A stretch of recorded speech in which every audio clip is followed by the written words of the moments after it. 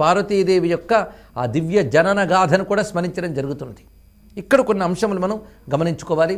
మొదట రజతాచల శృంగాగ్ర మధ్యస్థ, ఈ మాటలో దివ్యమైన కైలాసలోకం బ్రహ్మాండాలన్నిటికీ ఆవల ఉన్నది. మనం మానస సరోవరం దగ్గరున్న కైలాసం అంటాం, అది భూమి యందున్న కైలాసపు విభూతి. నిజమైన కైలాసలోకం మాత్రం బ్రహ్మాండాలన్నిటికీ ఆవల 14 ఆవరణల మహాలోకం. ఆ కైలాసంలో శివశక్తులు నివసిస్తూ ఉంటారు. ఆ శివశక్తులు ఆ మహాకైలాసం యొక్క కొనపై ఉంటారట. కొన అంటే ఉన్నతమైన స్థితి అని, దాన్ని మించి మరొక స్థితి లేదు, అది అన్నిటికీ పైన ఉన్నది. పైగా కొన అన్నప్పుడు చాలా సూక్ష్మముగా ఉంటుంది, అందుకు సూక్ష్మమైనటువంటి భూమికలో ఉన్నటువంటి తత్వము అని అర్థం. దివ్యలోకాలకి యోగపరంగా మన శరీరంతో సమన్వయించవచ్చు. అలాగా ఇక్కడ రజతాచల శృంగాగ్ర మధ్యస్థ అనే దానిలో భావం తెలుసుకోవలసింది. కైలాస పర్వతం అనగా సహస్రారము అని అర్థం, అనగా బ్రహ్మరంధ్ర స్థానం. ఆ సహస్రారంలోనే శివశక్తుల నివాసము అని యోగశాస్త్రం చెప్తున్నది. అందుకు యోగపరంగా రజతాచల శృంగ అగ్రము అంటే బ్రహ్మరంధ్ర స్థానం యొక్క నడిమి భాగంలో ఉన్న సహస్రారంలో శివునితో ఉన్నటువంటి శివశక్తి అని అర్థాన్ని చెప్పుకోవాలి. యోగపరంగా ఇది ఉన్నటువంటి అంశం. ఇక హిమాచల మహావంశ పావన అని చెప్పడంలో కూడా మంచు కొండ హిమాచలము అంటే మంచు కూడా తెల్లగా ఉంటుంది, వెండి కొండ కూడా తెల్లగా ఉంటుంది. ఈ తెల్లదనం దేనికి సంకేతమయ్యా అంటే శుద్ధ సత్వగుణానికి సంకేతము. రజోగుణ తమోగుణ దోషము లేని శుద్ధ సత్వగుణం ఏదైతే ఉంటుందో ఆ శుద్ధ సత్వగుణం ఉన్నప్పుడే మనం భగవత్తత్వాన్ని తెలుసుకోగలం. అందుకే భగవత్తత్వము శుద్ధ సత్వగుణం ద్వారానే తెలియబడుతుంది కనుక వెండి కొండ అన్నారు శుద్ధ సత్వగుణాన్ని. పైగా కొండ అని చెప్పడంలో ఉద్దేశం ఏంటంటే ఉన్నతమైనది అని అర్థము. అట్టడుగు స్థాయిలో ఉండేటువంటి భౌతిక స్థాయి, ఉన్నతమైన స్థాయి అంటే ఆధ్యాత్మిక స్థాయి. దివ్యత్వం ఎప్పుడూ ఉన్నతంగానే ఉంటుంది, అందుకోవడం మహా కష్టము, దానికోసం సాధన చేయాలి. అందుకు బ్రహ్మరంధ్ర స్థానం అంటేనే మన శరీరాన్ని పర్వతంగా పోల్చితే సహస్రారం శిఖరంలోనే ఉన్నది. అలాగా మూలాధారం నుంచి సరిగ్గా సహస్రారం వరకు ఉన్నటువంటి సుషుమ్నా నాడే పర్వతము అని భావించబడుతుంది. ఆ పర్వతం యొక్క కొన భాగము కైలాసము సహస్రారం అని చెప్పబడుతున్నది. ప్రారంభ భాగం మూలాధారం, ఆ మూలాధారమే హిమవత్ పర్వతం అని భావించాలి. హిమవత్ పర్వతంలో పుట్టిన పార్వతీదేవి తపస్సు చేసి శివుని చేపట్టి కైలాసానికి చేరుకున్నది. ఇదంతా యోగపరమైన రహస్యం ఈ 2 నామాల్లో ఉన్నది. భగవన్నామాల్లో ఇన్ని రహస్యాలు ఉంటాయి కనుకనే అవి శక్తివంతమైనవి. మామూలుగా చదివితే ఒక క్షణం చాలు, భావం తెలుసుకుంటే కొంత విస్తారమైన సమయం పడుతుంది, దాని ద్వారా అనుభూతి మనకు లభిస్తుంది. అందుకే హిమాచల మహావంశ పావన అని చెప్పినప్పుడు హిమవత్ పర్వతం అనగా మూలాధార స్థానం అని చెప్పుకోవాలి, కైలాసం అనగా సహస్రార స్థానం అని చెప్పుకోవాలి. హిమవంతునికి పుట్టిన అమ్మవారు తపస్సు చేసి శివుని చేపట్టారు అంటే మూలాధారంలో జ్వలించినటువంటి కుండలిని క్రమంగా ఒక్కొక్క చక్రాన్ని దాటుకుంటూ సహస్రారంలోని శివునితో ఏకమై భాసిస్తూ ఉన్నది. ఇదే యోగపరంగా మోక్షము అని చెప్పబడుతున్నది. ఆ తత్వమే ఇక్కడ మొదటిగా సహస్రార స్థానాన్ని చెప్పి అక్కడికి చేరిన ఈ శివశక్తి మూలాధారం నుంచి బయలుదేరి వెళ్ళింది. అందుకే అమ్మవారి తపస్సు అంటే కుండలిని సాధనకు ఒక ప్రతీక. దాన్ని ఇక్కడ 2 నామాల్లో మనం భావన చేస్తున్నాం. రజతాచల శృంగాగ్ర మధ్యస్థాయై నమో నమః, హిమాచల మహావంశ పావనాయై నమో నమః. ఇప్పుడు ఈ 2 నామాలకి మనం స్థూలంగా కథపరంగా అర్థం చెప్పుకున్నాం. ఒకటి వెండికొండ అని, ఇంకొకటి హిమవత్ పర్వతం అని. యోగపరంగా కూడాను సహస్రారము మూలాధారం అని చెప్పుకోవడం జరిగింది. ఇక జ్ఞానపరంగా చూస్తే శుద్ధ సత్వ భూమికయే రజతాచలము. అది ఉన్నతంగా ఉండాలి, ఉదాత్తంగా ఉండాలి, లోకాలకు అతీతంగా ఉండాలి. లోకాతీత, గుణాతీత, సర్వాతీత, శమాత్మిక అని చెప్పినట్లుగా అతీత ఉన్నత భూమిక అది. అలాంటి భూమికని చెప్పడానికి పర్వతము అనే మాటను వాడారు. అలాంటి దివ్యమైనటువంటి పర్వతంపై ఉన్నటువంటి పర్వతరాజ పుత్రికకు నమస్కారము. ఈ 2 నామాల ద్వారా ఈ తత్వాన్ని గ్రహించి 3వ నామంలో ప్రవేశిస్తున్నాం. శంకరార్ధాంగ సౌందర్య శరీరాయై నమో నమః. ఇది విశేషంగా ఇందులో చెప్పబడుతున్న భావం. అమ్మవారు శివునికి వేరు కాదు. అందుకే 3వ నామం వచ్చేటప్పటికల్లా శివశక్త్యైక్య రూపిణి. అమ్మవారు తపస్సు చేసి శివుని మేనులో సగం తీసుకున్నారు అని లీలాపరంగా చెప్తున్నాం. కానీ తత్వపరంగా అమ్మవారు కొత్తగా శివుని యందు సగము కానక్కర్లేదు. శివునిలోనే అమ్మవారు ఉన్నారు, శివుడు శక్తి లేనిది లేడు. అందుకే శివశక్త్యాత్మకమైన రూపాన్ని ఇక్కడ 3వ నామంలోనూ చూపిస్తున్నారు. ఇది శ్రీ విద్యా సంప్రదాయంలో సమయాచారం అని అంటారు. శివశక్తులకు అభేదము తెలుసుకుని ఆరాధించాలి. అందుకే శంకర అర్ధాంగ సౌందర్య శరీరాయై నమో నమః.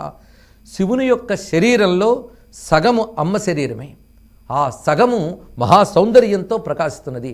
కనుక అమ్మ యొక్క సౌందర్య శరీరము ఎక్కడున్నదయ్యా అంటే శంకర అర్ధాంగమునందున్నది. కనుక అమ్మ యొక్క స్థానం ఏది?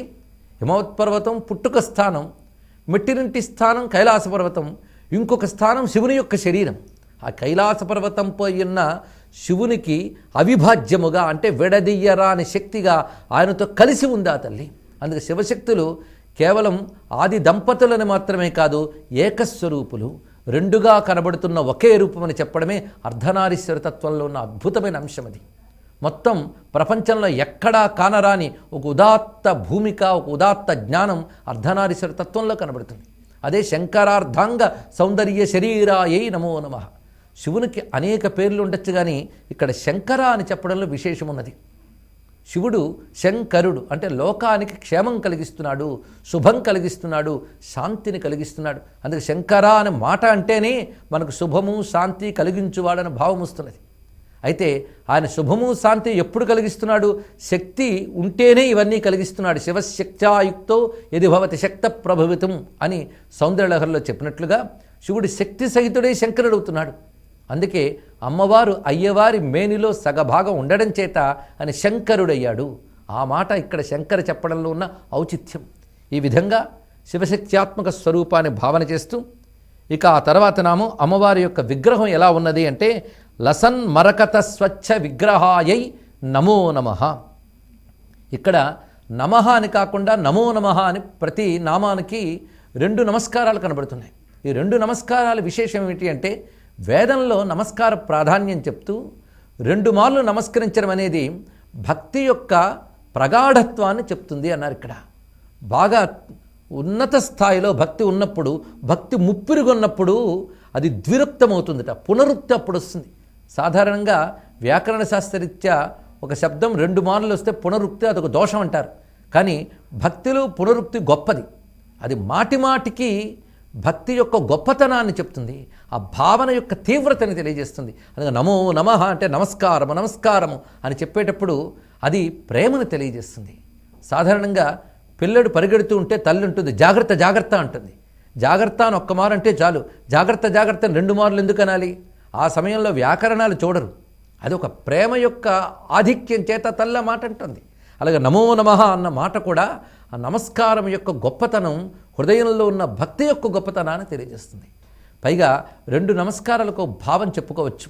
అదేమిటంటే అంతర్గతంగా బహిర్గతంగా రెండింటి పరంగా కూడా అంతర్బహిశ్చ తత్సర్వం అని చెప్పినట్లుగా మన అంతరంగంతోనూ బహిరంగముతోనూ అంటే శరీరంతోనూ మనస్సుతోనూ కూడా అమ్మకు నమస్కరిస్తున్నామని చెప్పడానికి 2 నమస్కారాలను భావన చేసి నమస్కారాన్ని అనాలి. ఒక్కొక్క నామాన్ని అనుభూతితో పలికినప్పుడు అక్కడ అమ్మవారి యొక్క అనుగ్రహం మనకు లభిస్తున్నది. లసన్ మరకత స్వచ్ఛ విగ్రహాయై నమో నమః. ఇక్కడ లలితాదేవి స్వరూపము సహస్రనామాల్లో చూపించే స్వరూపానికి కొంచెం ప్రత్యేకంగా ఉంటుంది. అది అరుణాం కరుణాతరంగితాక్షిం ధృత పాశాంకుశ పుష్పబాణ చాపాం అని సహస్రనామాల ధ్యాన శ్లోకంలో చెప్పారు. అక్కడ తల్లి ఎర్రగా ఉంది, ఇక్కడ తల్లి మరకతమణుల కాంతులతో సమానమైన కాంతితో ఉందిట. మరకతము అంటే గరుడ పచ్చ పూస, ఈ పచ్చలు అని అంటారు, నవరత్నాల్లో ప్రధానమైనటువంటిది ఇది. ఆ మరకతము ఎలాగైతే పచ్చని కాంతితో ప్రకాశిస్తుంటుందో అమ్మవారు కూడా అలా ఉన్నారు అన్నారు. దీన్ని శ్యామల వర్ణము అని అంటారు. శ్యామల వర్ణంతో ఉన్న అమ్మవారి స్వరూపాన్ని ఇక్కడ ధ్యానిస్తున్నారు. మొత్తం లలితా అష్టోత్తర శతనామంలో లలితాదేవి కైలాసంలో శివుని పక్కన కూర్చుని శివుని శరీరంలో భాగంగా ఉన్న తల్లియే ఎలా మెరిసిపోతుందంటే ఆ శ్యామల సౌందర్యంతో ఉందిట. శ్యామలాదేవినకు మరొక దేవీ స్వరూపం కూడా మనకి శ్రీ విద్యలో గోచరిస్తున్నది. మరి ఇప్పుడు ఈ శ్యామల వర్ణం దేనికి సంకేతమో పరిశీలిద్దాం. ఒక్కసారి హిమవత్ పర్వతాల్లో మనం వెళుతూ ఉంటే ఒకవైపు మంచు కొండలు కనబడుతున్నా అనేక ప్రాంతాల్లో పచ్చదనం కనబడుతుంది. ఆ పచ్చదనమే హిమవత్ పర్వతానికి ప్రధానమైన సౌందర్యం. ఆ హిమవత్ పర్వతంలో పుట్టిన పచ్చదనమంతా కలిసి ఒక రూపం ధరించి అమ్మగా మనకు గోచరిస్తే అదే ఆ తల్లి పార్వతీదేవి అని భావన చేయాలి. పచ్చదనమే అమ్మవారు. ఈ పచ్చదనం కూడా ఎలా ఉంది? లసత్ అని మాట వేశాడు. లసత్ అంటే ప్రకాశిస్తున్నా, చక్కని ప్రకాశాన్ని లసత్ అని అంటారు. లసన్ మరకత స్వచ్ఛ విగ్రహాయై నమో నమః. ఆ మరకతానికి 2 విశేషణాలు ఉన్నాయి, లసత్తు స్వచ్ఛ. ఇవి లసత్ అంటే ప్రకాశిస్తున్నా, అది కూడా మెరుస్తోందిట ఆ పచ్చదనము. దానికి తోడు స్వచ్ఛ అత్యంత నిర్మలముగా ఉన్నది. అమ్మవారు భక్తులను అనుగ్రహించడం కోసం దివ్యమంగళ విగ్రహం ధరించారు. ఉపాసకానాం కార్యార్థం బ్రహ్మణో రూపకల్పన అన్నట్లుగా ధ్యానించడానికి, ఉపాసించడానికే అమ్మవారి దివ్యమంగళ విగ్రహ ధారణ. ఆ దివ్యమంగళ విగ్రహము ప్రకాశమానంగా ఉన్నది, స్వచ్ఛముగా ఉన్నది, పచ్చని కాంతులతో భాసిస్తున్నది అన్నారు ఇక్కడ. పైగా స్వచ్ఛ అనడంలో కూడా సు అచ్చ రెండు కలిస్తే స్వచ్ఛ అవుతుంది. అచ్చ అంటే నిర్మలం, సు అంటే మేలు కలిగించే లక్షణం అని. అందుకే స్వచ్ఛ లసత్ ఈ రెండు కలుపుకుని మరకత అనాలి. అలాంటి విగ్రహంతో అమ్మవారు ప్రకాశిస్తున్నారు. అమ్మవారి ఆకృతి యొక్క కాంతి. ఈ పచ్చదనం దేనికి సంకేతం అంటే జ్ఞానానికి సంకేతము, ప్రకృతి తత్వానికి సంకేతము. పైగా పచ్చదనం ఒక జలతత్వం కలిసి ఉన్నప్పుడే పచ్చదనం ఉంటుంది. అలాంటి జలతత్వం అంటే చల్లనితనము. ఒక చక్కని పచ్చని తోటను చూస్తేనే కళ్ళు కాస్త చల్లబడతాయి, మనస్సుకు శాంతి లభిస్తుంది. పచ్చదనంలో ఉన్న గొప్పతనం అది. అందుకు అమ్మవారు పచ్చదనంగా ఉన్నారంటే ప్రకృతి స్వరూపిణి అని చెప్పడం ఒకటి, రెండవది జ్ఞానస్వరూపం అని కూడా. అందుకే శ్యామలాదేవి జ్ఞానాధిదేవత, ఆవిడ పచ్చగానే ఉంటారు. మధుర మీనాక్షి కూడా అటువంటి శ్యామల వర్ణంతోనే ప్రకాశిస్తున్నది. శ్యామళిమ సౌకుమార్యాం సౌందర్యానంద సంపదున్మేషాం తరుణిమ కరుణాపూరాం మదజల కల్లోల లోచనాం వందే అంటారు కాళిదాస మహాకవి. అలాంటి శ్యామల వర్ణంతో ప్రకాశిస్తున్నటువంటి ఆ తల్లి భవానీదేవిని, పార్వతీదేవిని ఈ నామం ద్వారా మనం భావన చేస్తూ ఉన్నాం. ఆ సౌందర్య శరీరం ఎలా ఉన్నదంటే మహాతిశయ సౌందర్య లావణ్యాయై నమో నమః. ఇక్కడే లలితా నామానికి నిర్వచనం చెప్పారు అని భావించవచ్చు. అమ్మవారి దగ్గర సౌందర్యము, లావణ్యము అని రెండు విశేషణాలు ఉన్నాయి. ఆ సౌందర్యము, లావణ్యము నిజానికి రెండు ఒకేలా కనబడుతూ ఉంటాయి, కానీ రెండు విభిన్న శబ్దాలు చెప్పడంలో ఉద్దేశం అంటే గమనించాలి. సౌందర్యం అంటేనే అందరి చేత ఆదరింపబడే లక్షణాన్ని సౌందర్యము అని అంటారు. ఆనందం కలిగించేది సౌందర్యం, అందరి చేత ఆదరింపబడేది సౌందర్యం. అమ్మవారి స్వరూపం చూస్తేనే మనస్సుక ఆనందము లభిస్తున్నది. అలాంటి ఆనందం కలిగిస్తున్నది కనుక సౌందర్యము. పైగా లావణ్యం అని దేన్ని అనాలి? లావణ్యానికి కూడా నిర్వచనం ఉంది. మనం అన్నిటికీ ఒకటే శబ్దం వాడుతూ ఉంటాం, కానీ ఎక్కడ ఏ శబ్దం వాడాలో చూడాలి. వ్యవహారంలో ఏ శబ్దమైనా చెల్లిపోతుంది, కానీ శాస్త్రంలో మాత్రం సిద్ధమైన సరి అయిన శబ్దాన్ని ప్రయోగించాలి. లావణ్యము అనే మాట ఒక ముత్యము లోపల కనిపించే నునుపుదనాన్ని లావణ్యం అంటారు. లవణస్య భావం లావణ్యం. ఉప్పులో కూడా ఒక నునుపు కనబడుతుంది, దానికి లావణ్యం అంటారు. అయితే ఒక ముత్యంలో ఉన్న నునుపుదనాన్ని లావణ్యమనాలని శాస్త్రం చెప్తున్నది. అందుకు అమ్మవారి యొక్క ఆ దివ్య సౌందర్య లావణ్యాలు అతిశయించి ప్రకాశిస్తున్నాయి. ఈ నామం యొక్క వైభవాన్ని రేపు తెలుసుకుందాం. సర్వం శ్రీ లలితా చరణారవిందార్పణమస్తు.